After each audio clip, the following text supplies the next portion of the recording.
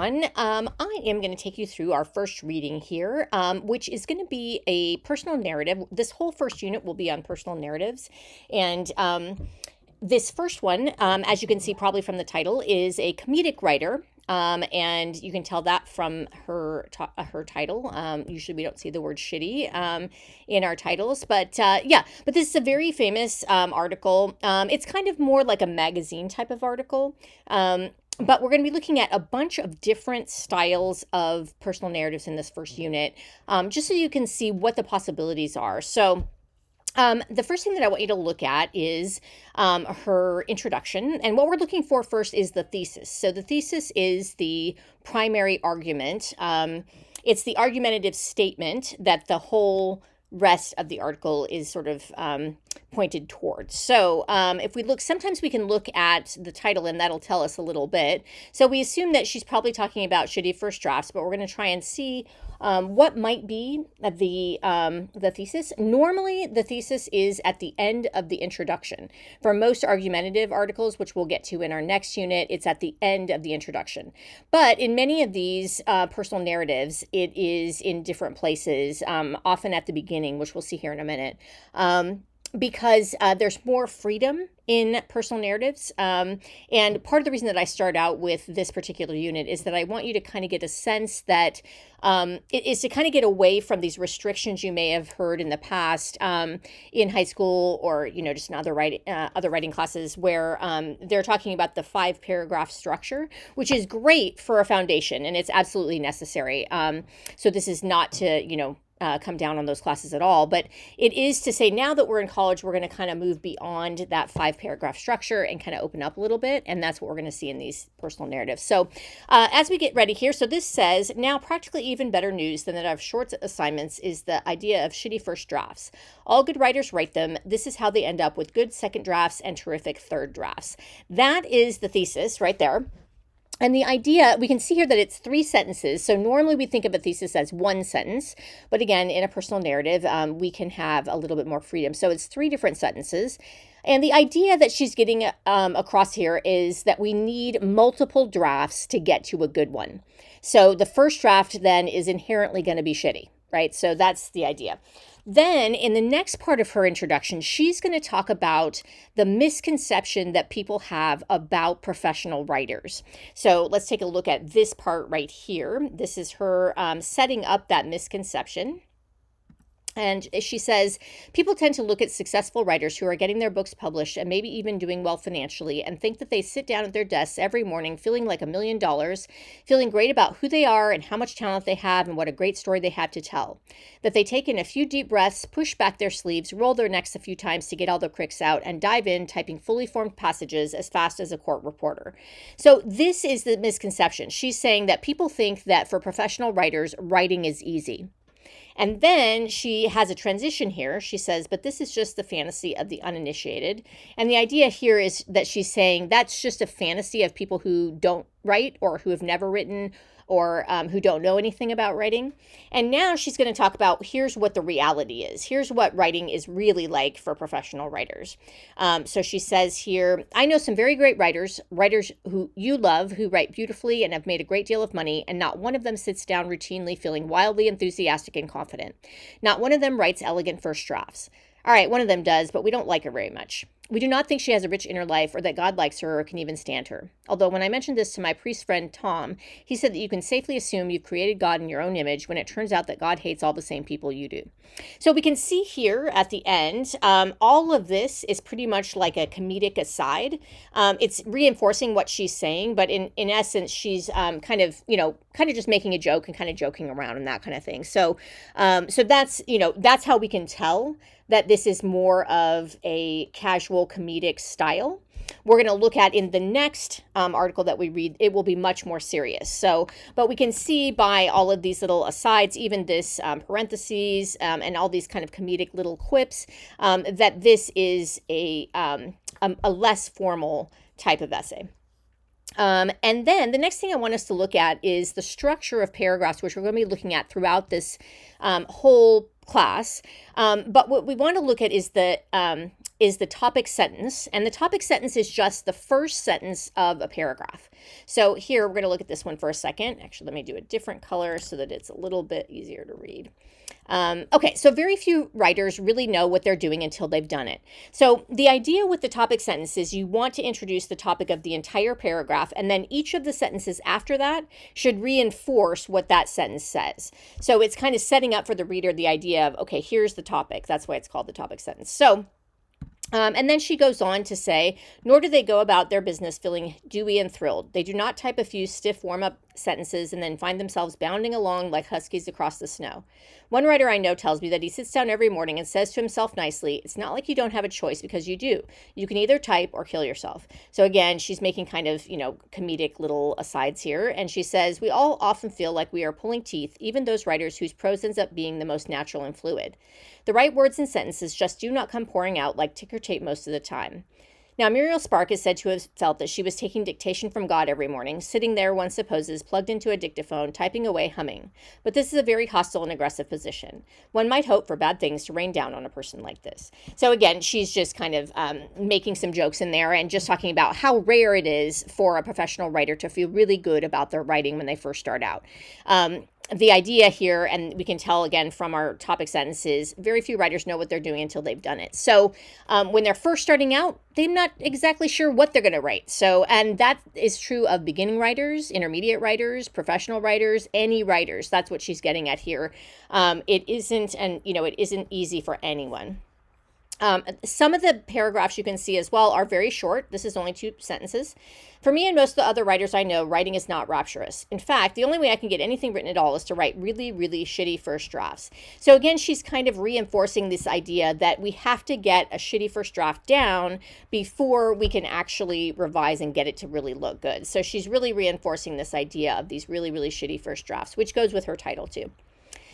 Okay, so this next topic sentence says, the first draft is the child's draft, where you let it pour all out and then let it romp all over the place, knowing that no one's going to see it and that you can shape it later. So here she's kind of giving us an image of the first draft and talking about it as the child's draft. In other words, it's just having fun. We're just going to let the first draft happen, say whatever we want, it's just the child's draft. We're just getting something down. So then she reinforces it saying, you just let this childlike part of your channel, channel whatever voices and visions come through and onto the page. If one of the characters wants to say, well, so what, Mr. Poopy Pants, you let her. No one is going to see it. If the kid wants to get into really sentimental, weepy, emotional territory, you let him. Just get it all down on paper because there may be something great in those 6 crazy pages that you never would have gotten to by more rational grown-up means. There may be something in the very last line, the very last paragraph on page 6 that you just love, that is so beautiful or wild that you now know that you're supposed to be writing about more or less, or in what direction you might go. But there was no way to get to this first without first getting the first 5.5 pages. So the idea here is, she's saying, write whatever comes out. Just let your subconscious write and don't judge it. Don't edit it. Just get something down. And if you want to be sentimental and weepy, do it. If you want to say, so what, Mr. Poopy Pants, do it. Whatever, just get something down. And then you might even get some little surprises in there that you might not have gotten otherwise. So it's kind of just letting the unconscious be a kid and romp around. So by not judging it, we can just be a lot more free. And we're not, this can help also with like writer's block or anything like that. We just get it down. Don't worry, don't judge, don't edit, just be a child and let everything go out. Okay, next thing, I used to write food reviews for California Magazine before it folded. So now she's going to talk about her own personal experience here. And she's also going to do these little parentheses. In parentheses, we're going to see this in several of the different personal narratives that we're looking at. They're basically additional things that the writer wants to say. It's kind of like getting into her things that are going on in her brain, like her subconscious or, little aside things that she's thinking. And it adds a little bit of intimacy with the reader. So we get to see, what is she thinking? What's some side things that she's thinking, that kind of thing. So she's going to talk about her writing, her writing for California Magazine. And it says, my writing food reviews had nothing to do with the magazine folding, although every single review did cause a couple of canceled subscriptions. Some readers took umbrage at my comparing mounds of vegetable puree with various ex-presidents' brains. Again, just kind of funny little asides. These reviews always took 2 days to write. First, I'd go to a restaurant several times with a few opinionated, articulate friends in tow. I'd sit there writing down everything anyone said that was at all interesting or funny. Then on the following Monday, I'd sit down at my desk with my notes and try to write the review. Even after I'd been doing this for years, panic would set in. I'd try to write a lead, but instead I'd write a couple dreadful sentences, X them out, try again, X everything out, and then feel despair and worry settle on my chest like an X-ray apron. It's over, I'd think calmly. I'm not going to be able to get the magic to work this time. I'm ruined. I'm through. I'm toast. Maybe I'd think I can get my old job back as a clerk typist, but probably not. I'd get up and study my teeth in the mirror for a while. Then I'd stop, remember to breathe, make a few phone calls, hit the kitchen and chow down.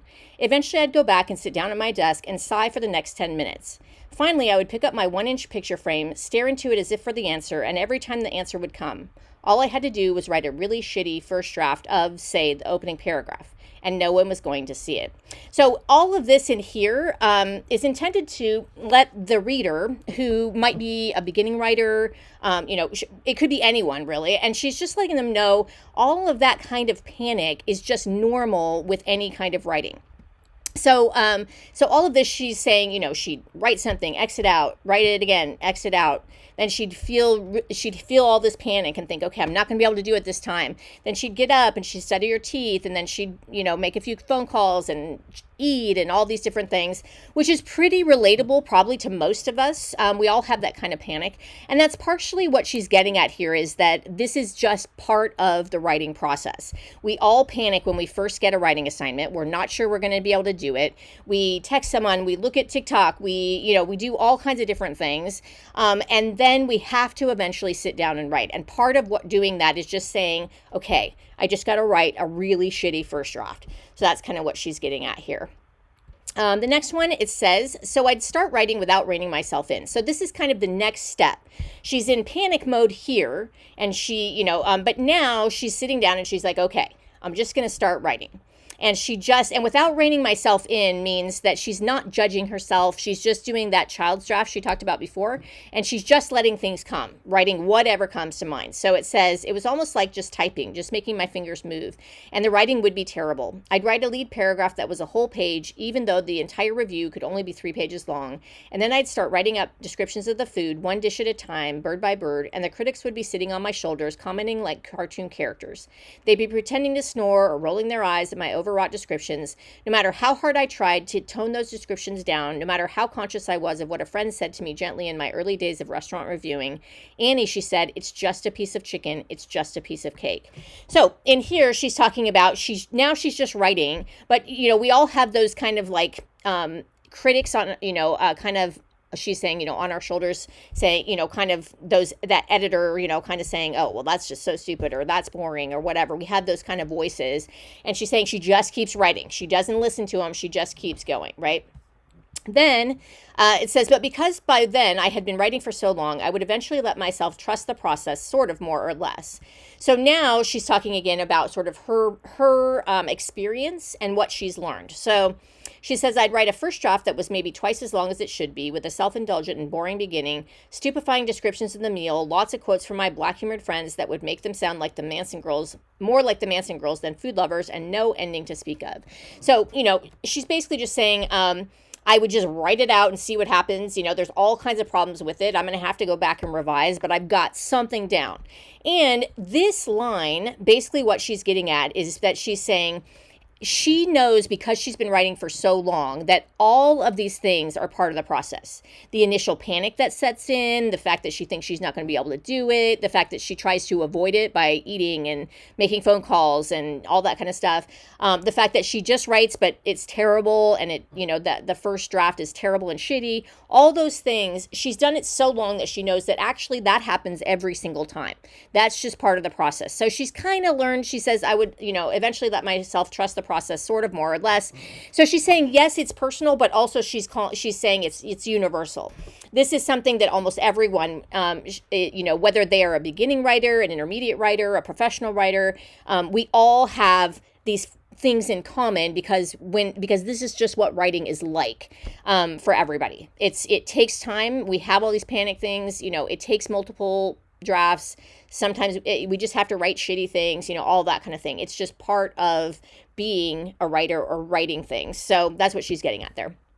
Then it says the whole thing would be so long and incoherent and hideous that for the rest of the day I'd obsess about getting creamed by a car before I could write a second draft. So here again is her just kind of panicking, and what she's trying to do is to show the reader who might be more of a beginning writer that even as a professional writer who's written books and all kinds of things, she doesn't want anyone to see that initial draft because it's shitty, right? That's just how it goes. And she's saying, don't worry. That's exactly what we all think. This is what I think as a professional writer. If you think that too, that's just normal. Don't worry about it. And she's also kind of making it fun and funny here too. She just doesn't want anyone to see that initial draft because she hasn't had a chance to revise it yet.